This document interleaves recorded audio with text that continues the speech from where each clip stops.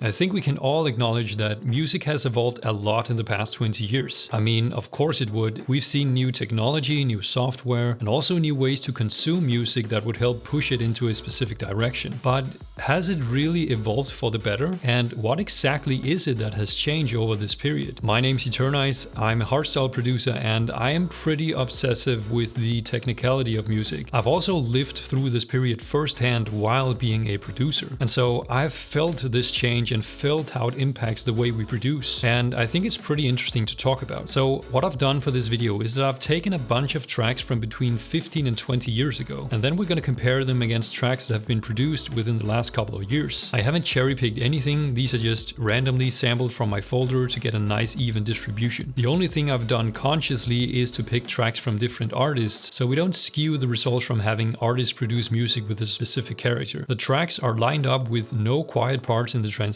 so there's a constant measurement of the actual content of the tracks. The way we're going to compare these two periods is from collecting data from all the tracks across and compile it into an average. We're going to do that by letting it play through and let the data accumulate across the periods, so that by the end of the playthrough we have an average of different measurements that we can compare. For each of the datasets there's a total of 1 hour 15 minutes playtime, so there's plenty of content to get a believable average here. Real quick guys, check out my website. There's helpful free tools like this spectrum analyzer, and if you use Silent One, this preset pack is as good as it gets for hardstyle leads. Scan the code or use the link in the description. Alright, let's look at the data. We start with the Yulin loudness meter. Here we're measuring the loudness of the tracks, and we're doing so across different parameters. Let's start by looking at the softer, more interpretive data. If we look at the histogram, this shows us the loudness, or more precisely the LUFS of the tracks as they were played in succession. So this is the loudness of all the tracks being played chronologically. And by looking at these two graphs, we get a very good sense of how inconsistent tracks were performing back in the day. Some tracks have significantly lower loudness when compared to others in the same period. There's as much as 5 LUFS difference between the best performing and the lowest performing track. When the music is this loud already, 5 LUFS is quite a massive difference. This would never happen in modern days in electronic music. The more quiet track would be grossly underperforming if that was today. If we look at the modern tracks, the tracks are super steady and consistently hit the same loudness. There's very little difference between them. So in comparison, the variability between tracks are huge in the older tracks. The other thing this graph is revealing is the difference in overall peak loudness. Looking at the modern tracks, most of them are peaking at 3 LUFS, right? That's where most of them are sitting at their loudest moments. Now, the old tracks are not even close to that 3 LUFS mark. We have 1 or 2 tracks getting there, but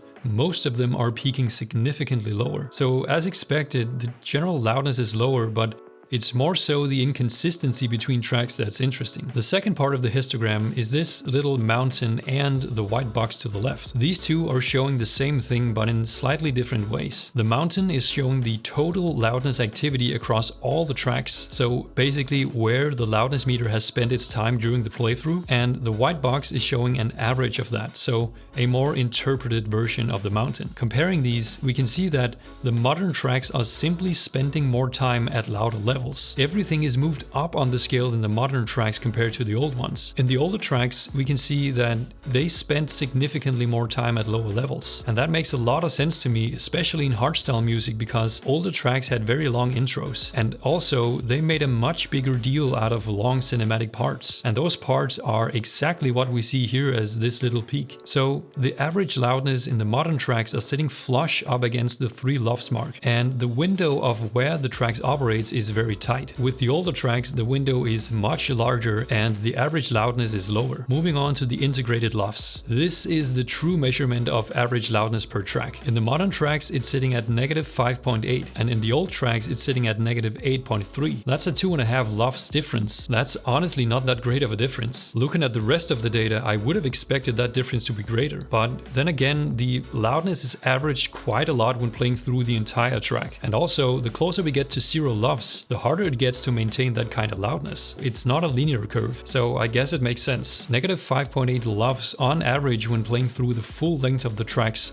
is quite loud, and it is quite an advancement from the negative 8.3 LUFS that was the average only 15 years back. Next, we're looking more into the dynamics of the tracks, and we can do that with the loudness range and the average dynamics. Loudness range is measuring the difference between loud and quiet parts of the tracks, and average dynamics is measuring the crest factor, aka the difference between the average level and the peaks. Both measurements are giving us clues about how much the tracks are breathing, how dynamic they are, or how squashed they are. The lower the number, the more squashed the track is. And to no surprise, the modern tracks are a lot more squashed than the older ones. This is the cost of loudness, right? In order to make louder tracks, we have to reduce the dynamic range. And this is what we see represented in the histogram. A tighter loudness range of 8 loudness units, or 8 dB, will make for a smaller difference between the loudest parts and the quietest parts, whereas with 12 dB the difference is much larger. So there's a lot more contrast in the older tracks in terms of loudness. Now let's look at the balance difference between the two time periods. This is showing quite a massive difference. The green line is the older tracks and the red line is the modern tracks. Interestingly, the low-end profile has stayed relatively constant over the years, but the mids and highs are vastly different. Everything from 400 Hz has been lifted significantly. It's still the same profile, it's just sitting way higher. On average, it's 4 to 5 dB louder in the entire mid and high frequencies. And this is no surprise because this is perfectly consistent with how LUFS, or perceived loudness, is measured. Basically, if you want your music to be louder,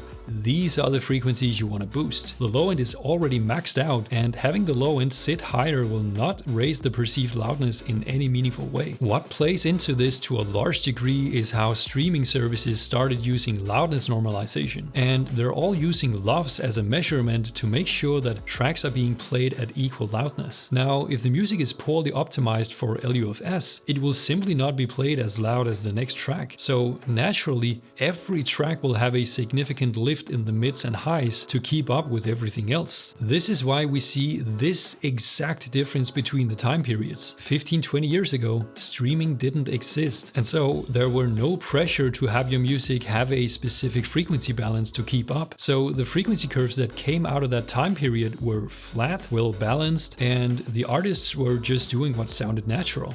So, for the original question, were mixes better in the past? Well, they were certainly different, right? The dynamics were different, the balance was different, and of course, the loudness was different. But those are just the things we can easily measure. What about mid-side balance? What about panning? What about the proportionally higher low end that came from having a subdued mid? Those things are, in my eyes, what made the mixes of the past more interesting and much more pleasant to listen to. So, why don't we see that in electronic music anymore? It's because it makes the music perform worse in streaming and on the big stages. It's really that simple. In that way, there are a lot of things that made mixes better in the past, simply due to the fact that music weren't as constrained by loudness as it is today. On the flip side, there are a lot of strengths to find in modern mixes as well. Dynamics are more consistent, the low end hits harder, the stereo field is bigger. So it's not that modern mixes are bad, but there are definite drawbacks to having to push mixes as loud as we are today. There's simply no denying it. In a perfect world, we as producers would be able to ease back on the loudness so that we could create a mix the way we wanted to without it negatively impacting its performance in streaming and at festivals. Alright guys, that's all for this video. Thank you so much for watching.